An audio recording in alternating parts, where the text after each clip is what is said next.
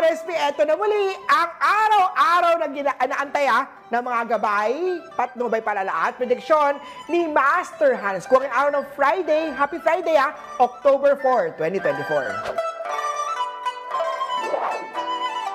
Para sa mga pinanganak ng Year of the Rat, mag-ingat sa paluwagan, maling investment o mga scam. Iwasan din ang mga nangungutang sa iyo. Hindi maganda ang araw na to para sa magpasok ng pera. Black at tuwang swerte kay Year of the Rat. Sa Ox naman tayo, nahihirapan ka magdesisyon sa bagay na magpapabago sa buhay mo. Blue stones at crystal ang magandang amulet. Sapphire, lapis lazuli, blue, aventurine, or turquoise ay magbubukas ng iyong inner wisdom. Yellow at 8 ang swerte kay Year of the Ox. Kay Tiger naman hindi pa oras para maging serious ang relationship nyo. Hanggang crush na lang muna. Pero huwag maging paasa. Purple at 5 ang swerte kay Year of the Tiger. Kay Rabbit naman tayo, huwag pumatol at iwasan ang gulo dahil sa inggit at init ng ulo. Marami nagtitiwala sa serbisyo mo, so keep up the good work. Orange at 9 ang swerte kay Year of the Rabbit. Kay Year of the Dragon naman tayo, isipin mabuti ang mga bawat hakbang. Have patience kasi yan ang susi mo sa good things to come to those who wait. Ang ganda. Yellow at 7 ang swerte kay Year of the Dragon. Sa snake naman tayo, alagaan ang iyong atay, kidney at lungs. Nalululong ka na sa bisyo dahil sa pinagdadaanan mo. Wake up, stand up, and start again.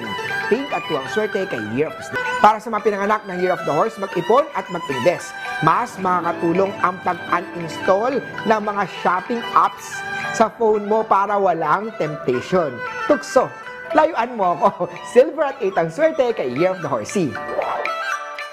Sa Year of the Goat naman, huwag maging tagasalo ng lahat ng gastusin.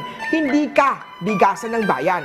Tumulong base sa iyong kakayahan, hindi ibig sabihin ay ikaw na ang bubuhay sa pamilya niya. Green at 3 ang swerte kay Year of the Goat. Kay Monkey naman tayo, learn to relax. Huwag lang puro trabaho. Nervous breakdown ang bagsak mo kapag hindi ka huminga sa hectic na schedule mo. Blue at 9 ang swerte kay Year of the Monkey. Kay Rooster naman tayo, kailangan mo maghanap ng kaibigan na magiging exercise buddy mo para hindi ka tamarin sa pag-exercise. Peach at 8 ang swerte kay Year of the Rooster. Kay Dog naman tayo, ituloy lang ang plano sa pagnegosyo o paglipat ng trabaho. Pero huwag mo munang i-share ito hanggang hindi pa nangyayari. Gray at 4 ang swerte kay Year of the Doggy. Sa Piggy naman tayo, hindi bagay sa'yo ang maging third party or option lang.